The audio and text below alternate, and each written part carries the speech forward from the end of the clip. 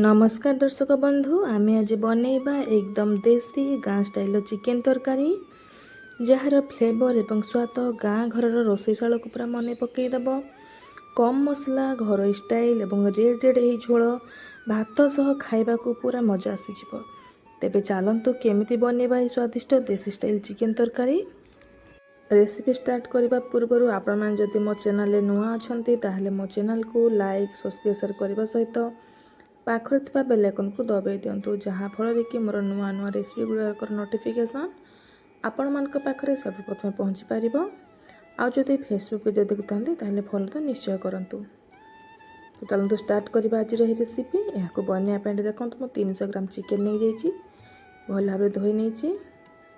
एथिरे आम स्वाद अनुसार लुण हलदी काश्मीर रेड चिली पाउडर और किसी कटा पियाज को दी यहाँ मेरिनेट करना आधा घंटा से भितर चलते आम मसला बनवा से देखते सब जिन काट नहीं अदा रसुण पियाज गोटे मिक्सी जार देदेबा गोटे चम्मच धनिया गोटे चम्मच जीरा और 2टी सुखा लंका को देकी यहाँ गोटे पेस्ट बनईनवा। बास यही मसला दी आम चिकेन कषा रेडी हम चिकेन तरकारी कौन से एक्सट्रा मसला देवार आम दरकार ना। ये ही बहुत बढ़िया टेस्ट आसो।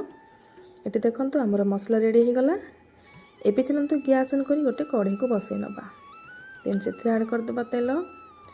आपण मैंने सोरष तेल दी आड करेंगे बहुत बढ़िया टेस्ट आसता है कि मुझे रिफाइन तेल नहीं तेल भल भाव गरम हो गलापर ये देदेबा किसी गरम मसला जपरक डालचीनी स्टार फ्लावर गोटे तेजपत्र तापर जो काटी रखी चुना चुना पियाज ताको आड करदे यहाँ को गोल्डन ब्राउन कलर होगा पर्यंत भाजी नवा।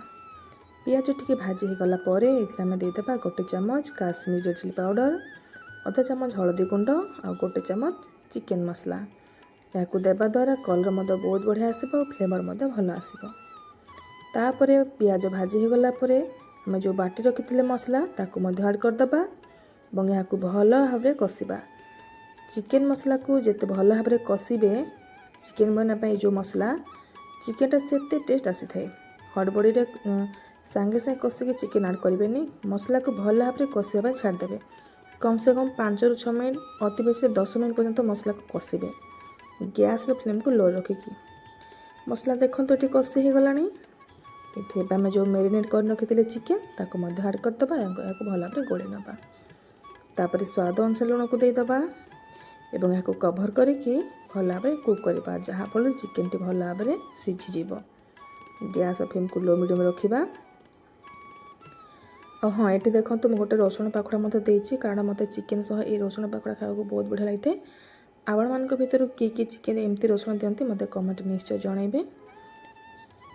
ये देखो गोले हो गला। ये आम कभर करके कुक करवा जहाँफल कि बहुत बढ़िया कषि हो और यहाँ खोली खोली मझे देखुथि ना तले चिकेन लगिज। ये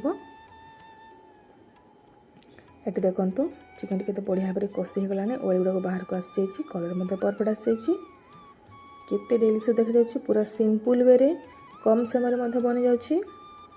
आपण मैंने जब कषा खाइबा चाहते ये स्टेज में गैस फ्लेम को अफ कर खाई पारे किंतु आपण मानको जदि ग्रेवी दरकार कि झोल दरकार ये स्टेज आपण मैंने गरम पानी को ऐड करें। आम जेहेतु तरकारी बनवा से गरम पानी को ऐड करना आपन जिते क्वांटिटी झोल बनवाक चाहते से हिसाब से पानी को ऐड करेंगे। पानी को ऐड करने पूर्व ये आम गोटे टमाटो को देदेबा आप टमाटर खटा अनुसार ऐड करेंगे जदि अधिक खटा थी फाड़े ऐड करेंगे जदि खटा न गोटे ऐड करेंगे चलो ताको दे सारी पुणी 5 मिनट कुक करने टमाटो जो सफ्ट हो गला आम पानी को ऐड करवा। आगे टमाटो ऐड करदे चिकेन सीझीबनी और टमाटो सीझीबनी जब पानी ऐड करदे तो टमाटो सीझीगला पानी को ऐड करदे किसी समय फुटे नवा फुटी गलापर गैस फ्लेम को अफ करना। ये देखो केते बढ़िया भाव आम चिकेन तरकारी रेडी हो जाए पूरा सिंपल वे सिंपल प्रोसेस रे कौन सी बाहर मसला ऐड करबार नहीं घर मसला रे बहुत टेस्टी बनिबो। आपण घर निश्चय ट्राए करंतु और यहाँ आपने गरम भात सहित खातु। ए चलते भात सहित सर्व करवा। आपण मानक आज रही सिंपल चिकेन तरकारी रेसिपी केमती लगला मते कमेंट जनइबे और आपण माने क्यों प्रोसेस रांधती मते कमेंट निश्चय कहे। जदि भल लगी आज रेसिपी मो चैनल को लाइक सब्सक्राइब करदेवे। रही सांग मैंने देखा गोटे नुआ रेसिपी सहित नुआ वीडियो।